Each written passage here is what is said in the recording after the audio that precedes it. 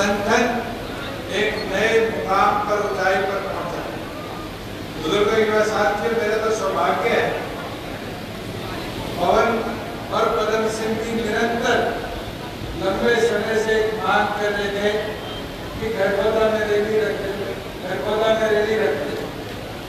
और पिछले 2 साल में कई ऐसे वाक्य आए कि समय रखा और फिर कैंसिल हो गए, समय रखा फिर कैंसिल हो गए। और पिछली बार जब दोनों ने ये मांग करी कि हमारी मीटिंग रखते हुए जिस दिन मारुति वीजा दे देगी अगले दिन आ जाओगे। और खुशी की बात है कि मारुति ने आपकी IFT के अंदर जो पिछले 9 सालों से लगभग खाली पड़ा, इसके अंदर आखिर में जाके 900 एकड़ जमीन के लिए ऑप्शन में अपनी बोली लगाई। और बोली लगा कर भी आज रविवार है, 2 दिन पहले जो आखिरी बैंकिंग डे होता था, 2400 कुछ करोड़ रुपए सरकार के खाते में भेजने के पीछे ये छोटा कार्य नहीं।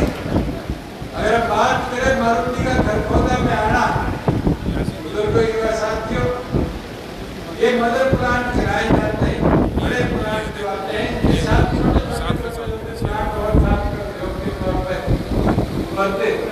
गुड़गांव के अंदर कोई बुजुर्ग बैठा है, उससे पूछ के आना, जब मारुति पहली बार गुड़गांव में आई थी तो गुड़गांव में गाँव में संगठन के साथ और आज गुड़गांव की क्या तस्वीर है।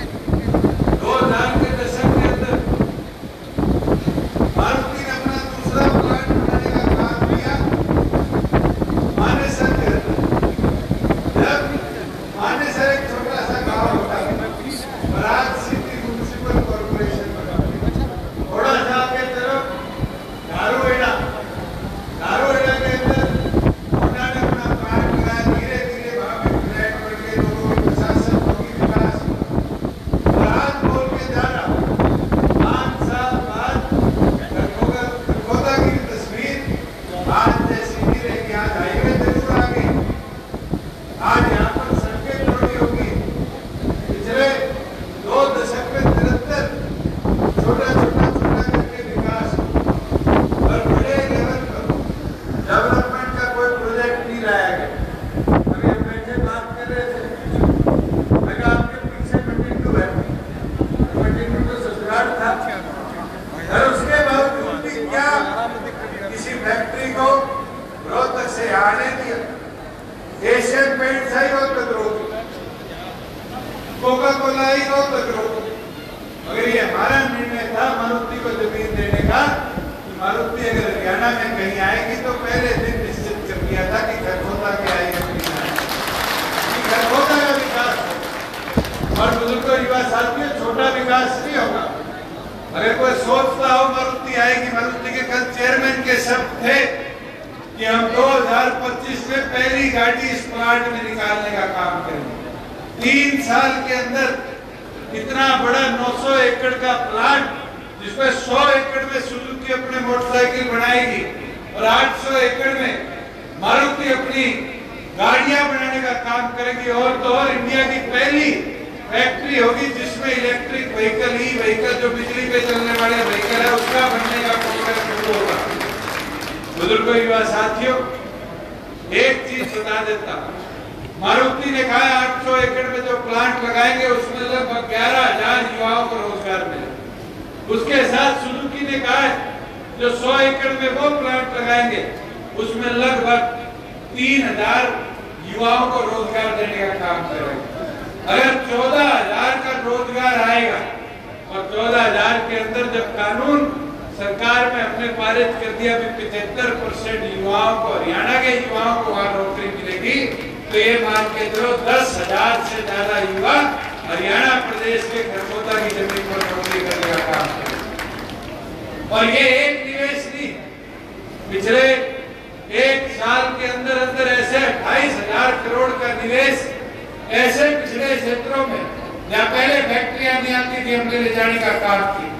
कटौती रोड है, मानेसर के साथ लगती, वहां को जाके कुछ नहीं था। आज वहां फ्लिपकार्ट ने 140 एकड़ लेकर एशिया का सबसे बड़ा वेयर हाउस बनाने का काम ऑलरेडी निर्माणाधीन।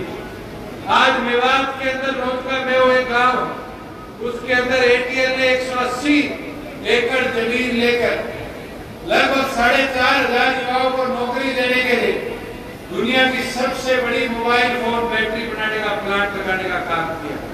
आपके पड़ोस में पानीपत जिले के अंदर जो थर्मल पावर प्लांट है, उसके साथ जो IOCL का प्लांट है, उसके बीच में ग्रासिम पेंट्स ने 80 एकड़ जमीन लेकर हरियाणा का एशियन पेंट से भी बड़ा पेंट बनाने की फैक्ट्री लगाने का प्रोग्राम शुरू किया। बुजुर्गों, युवा साथियों, तो छोटे छोटे प्रयास, पर हमारा सपना यही है। लोग कहते हैं बेरोजगारी बढ़ गई, बेरोजगारी बढ़ गई, बेरोजगारी नहीं बढ़ी। एक चीज आज भी कह सकता हूँ कि कोरोना की मार के अंदर दुनिया इधर से उधर होगी, पर हरियाणा प्रदेश इकलौता प्रदेश है जिसमें रोजगार के अवसर बनाने का काम आपकी सरकार है। और ये प्रयास रुकेगा नहीं। मैं ये विश्वास दिला देता हूँ, 2.5 साल विधानसभा चुनाव में और 2.5 साल के अंदर ये केवल मारुति और सुजुकी खरगोदा में नहीं लगेगा। अगर कोई नौकरी करता है प्राइवेट सेक्टर में और वो इस चीज को बखूबी जानता है कि एक जब बड़ा प्लांट आता है तो उस प्लांट में सारे के सारे अंदर लगने वाले पुर्जे नहीं बनते। आज मारुति का जो स्टीयरिंग है वो सोना में भी बनता है, वो फरीदाबाद में भी बनता है, वो जाके मानेसर में भी, भिवाड़ी में भी बनता है, झज्जर में भी बनता है।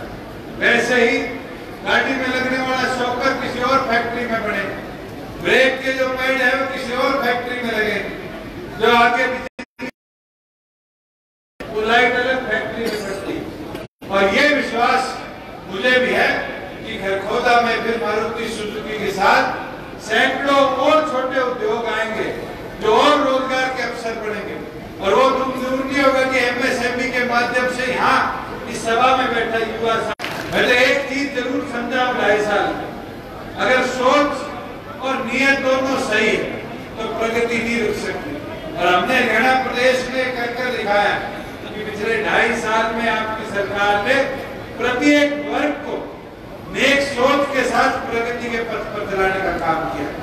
आज मंडी के प्रांगण में खड़े और मंडी के प्रांगण में खड़े होकर ये देखते हैं कि पहले किसान का पैसा 1 महीने 2 महीने बाद उसके खाते में आता था, और आज गर्व के साथ कह सकता हूँ लगभग 8,000 करोड़ रुपए की गेहूं हरियाणा सरकार ने खरीदी और एक एक दाने का पैसा किसान के खाते में हमने देने का काम किया। कल केंद्र जो हमारे खाद्य पूर्ति विभाग के सचिव है, उनका समाचार आया कि केंद्र सरकार ये निवेदन करती है कि आपने 15 तारीख को जो खरीद बंद करनी थी इसको बढ़ाया जाए। और आज मैं आपके बीच में कहता हूँ कि अगर किसी किसान ने गेहूं रखी है और वो आज भी सरकार को बेचना चाहता है तो हमारी सारी मंडियां अगली 28 से 30 तारीख तक आपके बीच में खुली रहेगी।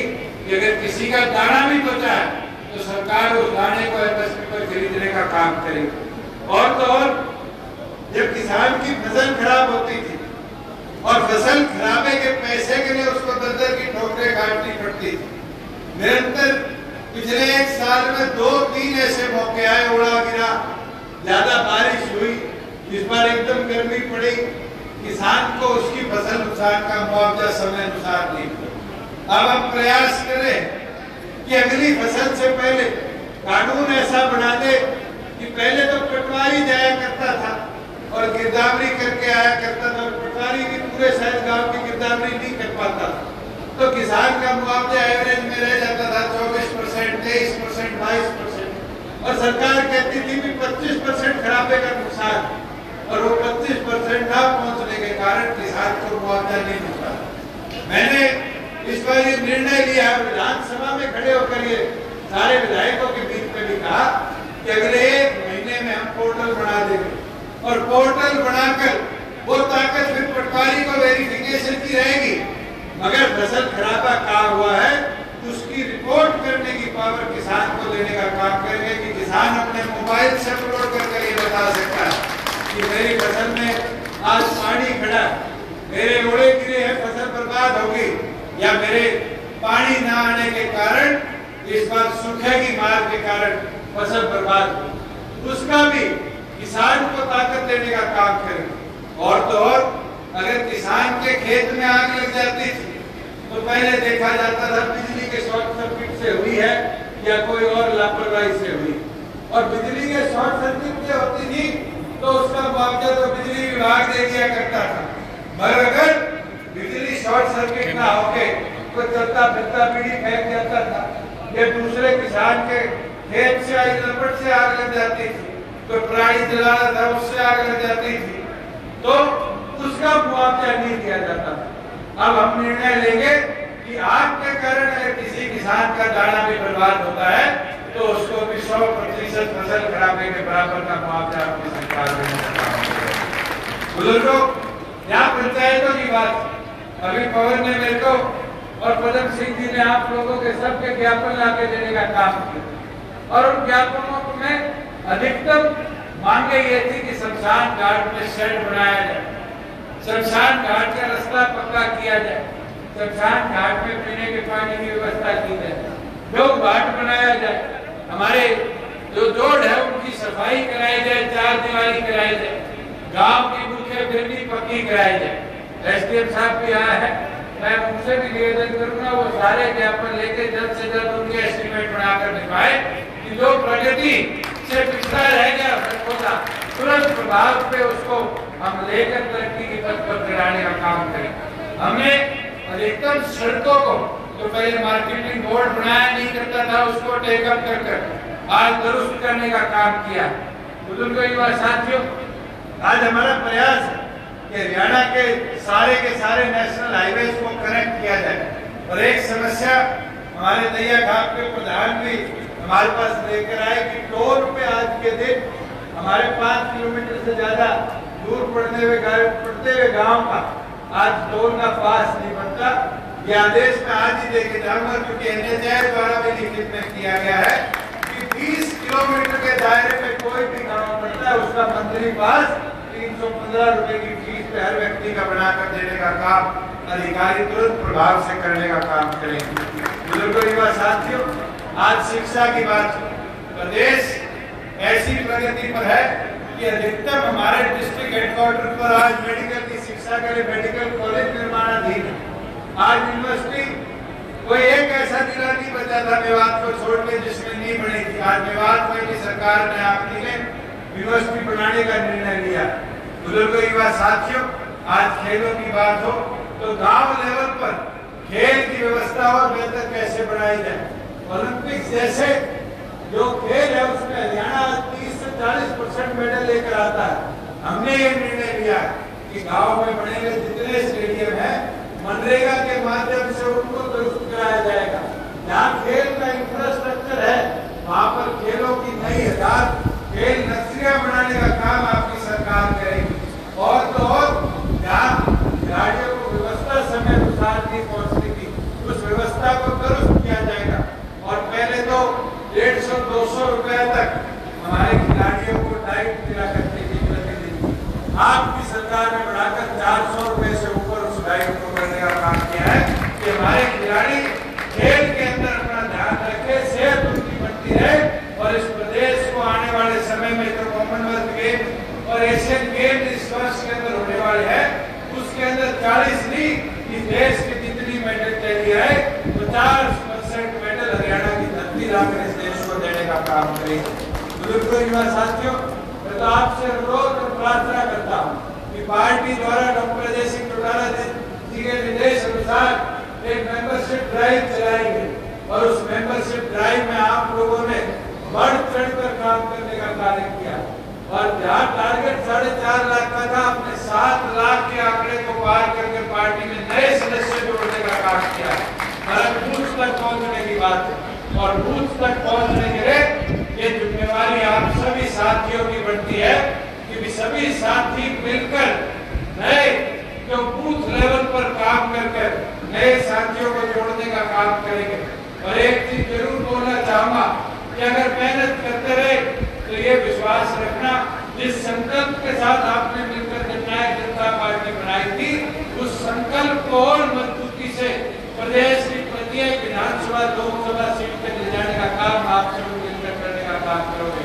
मैं तो दोबारा तमाम साथी जो आज यहाँ के 14 के प्रत्येक गांव से आए, आपकी मांगे इस ज्ञापन में जिला कार्यकारिणी द्वारा मेरे तक पहुँचाई गई है। मैं तुरंत प्रभाव से इन पर एक्शन भी शुरू करवाऊंगा और जो बचे हुए प्रगति के कार्य उनको भी पूरा करवाने का काम आपकी सरकार करेगी। मैं तो दोबारा तमाम साथियों का यहाँ आने पर आभार प्रकट करता, आप सबका बहुत बहुत धन्यवाद।